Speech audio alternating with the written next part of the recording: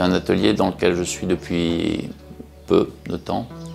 En fait, j'habite au-dessus et quand j'ai vu l'atelier se libérer, j'ai visité la place et c'était un photographe qui était là depuis 20 ans. Ce qui m'a plu tout de suite, c'est la lumière de cet atelier et les proportions.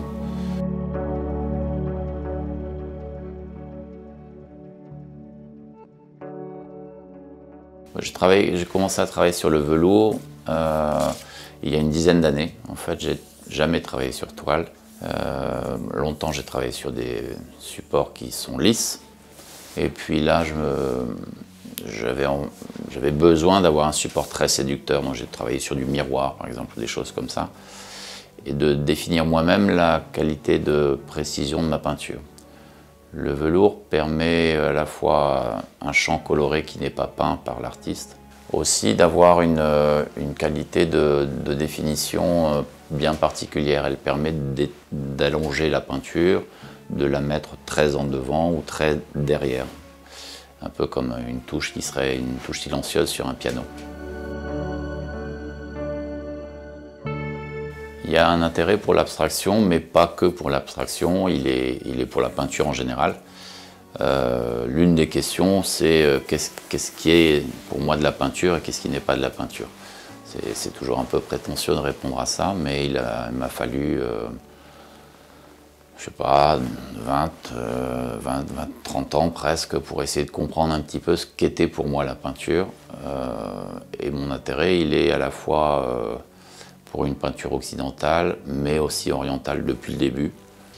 Et je crois que c'est aussi dû, en particulier pour l'abstraction, au fait qu'on a un peu abandonné le travail de la lumière dans l'abstraction.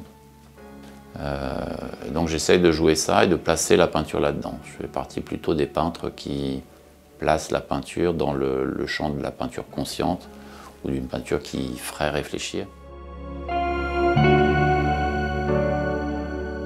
Donc cet intérêt pour la peinture, il va à un moment définir, ou en tout cas passer par cette définition de la matière, de l'espace. Ça, c'est d'une manière générale.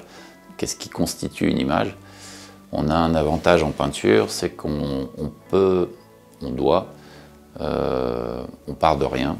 Donc tout ce qu'on apporte, on doit en être conscient. Si on apporte de la matière, c'est parce qu'on l'a décidé et pas parce qu'on subit la matière, c'est ça que je veux dire.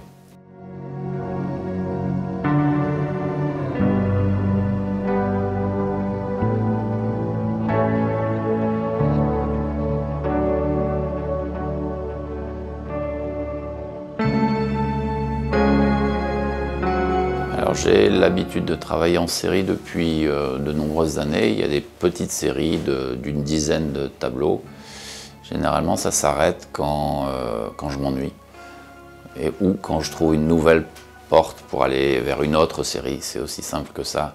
4 ou 5 ans que je suis sur celle-là, donc on a plusieurs centaines de pièces qui sont sorties de cette série. Je ne sais pas si j'en sortirai un jour, puisque en fait, elle cumule beaucoup de qualités. J'ai eu l'occasion, dans mon différents parcours, de pouvoir montrer mon travail aux États-Unis, en Italie, en Allemagne. Et puis actuellement, là, je fais une grosse exposition en Suisse, près de Bâle, à Solothurn. La suite continue, pour la première fois en Corée, sur le stand de la galerie Kakai. Et j'espère que cela suscitera un regard intéressant de la part des Coréens.